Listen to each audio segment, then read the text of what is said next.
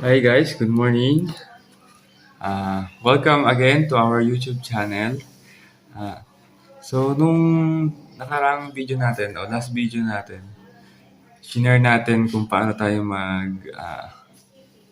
sterilize ng ating coco peat, coco black, then paano maiwasan yung pagka reddish or brownish ng ating nutrient solution.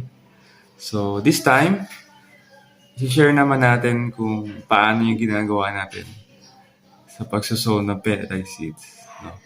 So, tapusin niyo yung video na to. So, para makita niyo kung paano ko prepare yung aking seedling tray.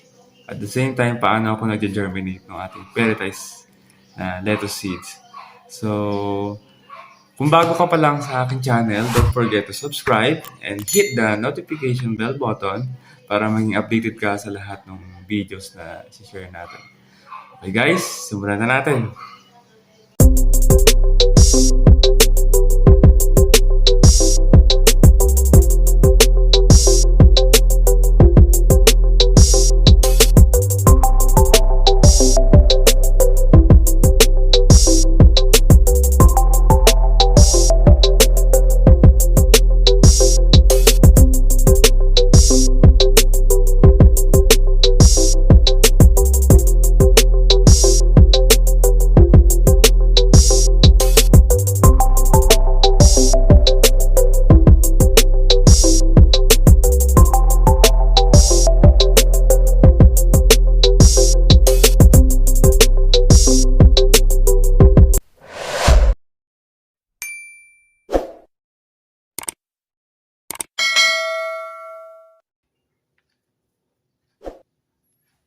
To start, kukuha muna tayo ng ating sterilized coco peat. Yan. So, importante na sterilized. Then, i-screen natin o bibistahin natin para mahiwalay yung pino o yung coco dust sa coco coir. Yung coco dust lang gagamitin natin sa ating seedlings o sa ating punla. Then yung coco coir, pwede natin siyang itabi at magagamit natin sa susunod nating gagawin. So, yun lang. Magbibistay lang tayo. Yung coco coir na ating tinabi, pwede natin siyang gamitin sa pagka-transplant. So, wag natin siyang itatapon. So, ayun, guys.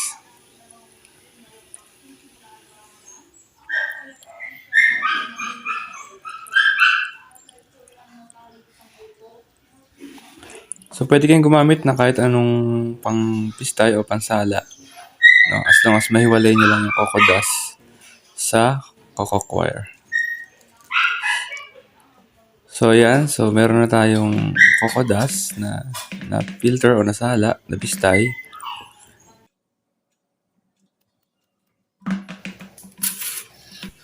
So, guys, ito na yung binistay o screen na coco peat. Sa pino. So, ito yung gagamitin natin pag-sow ng seeds. So, gumupit na ako ng seeding tray para maliit lang siya. Then, ilalagay na natin yung coco peat, screen coco peat.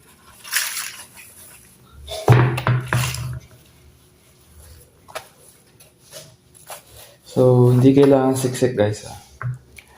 Importante mapuno bawat holes.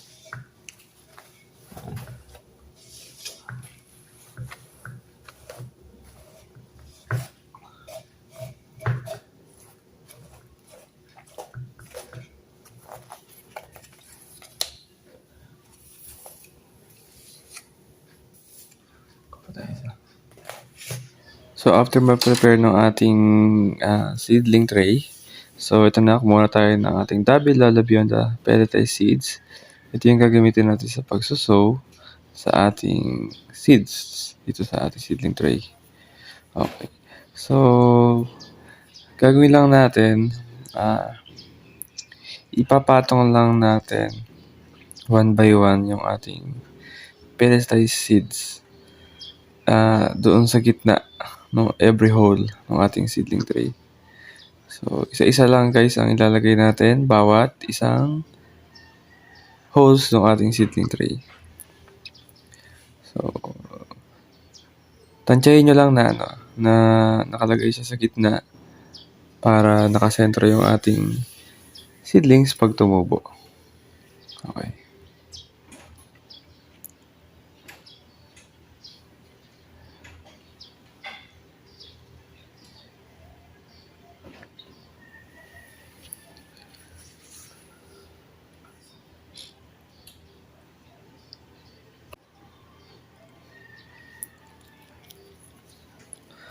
So, after natin na mailagay lahat yung seeds natin, ipipinch natin siya o didiinan natin ng konti, bawat isa, para lumubog siya ng konti, anong bahagya.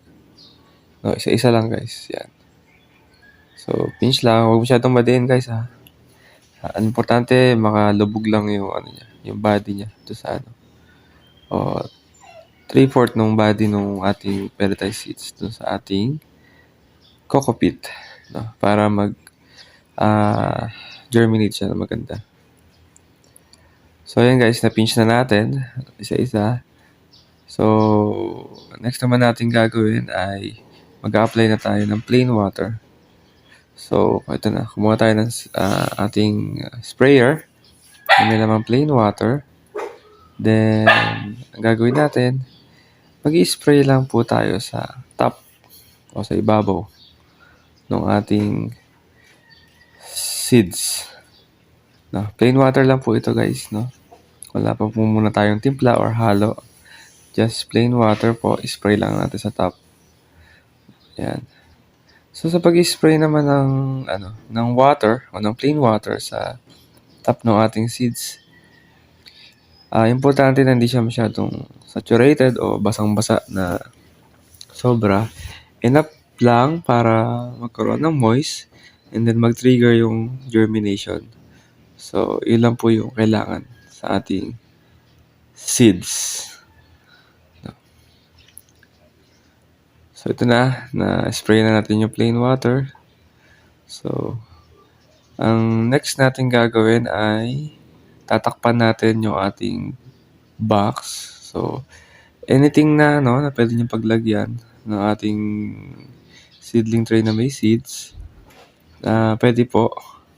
So, ang ginagawa ko po ay tinatakpan ko lang siya o kino-cover ko siya para ma-maintain yung moisture ng ating seeds and ng ating coco peat. So, gagawin ko to sa loob ng 24 hours. Saka natin siya i-open, guys.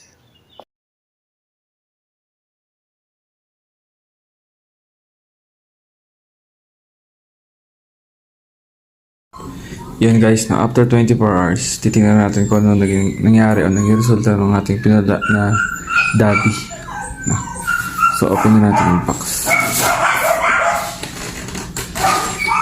Yeah.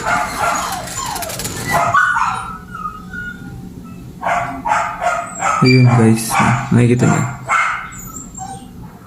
Tumubo na siya lahat. Nag-sprout na. Mukhang 100% sprout siya guys. So, i-expose na natin siya sa araw. So, guys, tandaan natin, 7 AM to 10 AM ng araw. Exposure niya para hindi siya masunog. Okay. Yun guys, So, sana may natutunan kayo sa video natin. And kung nagustuhan nyo yung video, ay don't forget to like, share, and subscribe sa ating YouTube channel. And then, susunod na video naman ay atin namang i-share kung paano tayo nag-introduce ng half strength sa ating seedlings. So, salamat guys. Thank you for watching.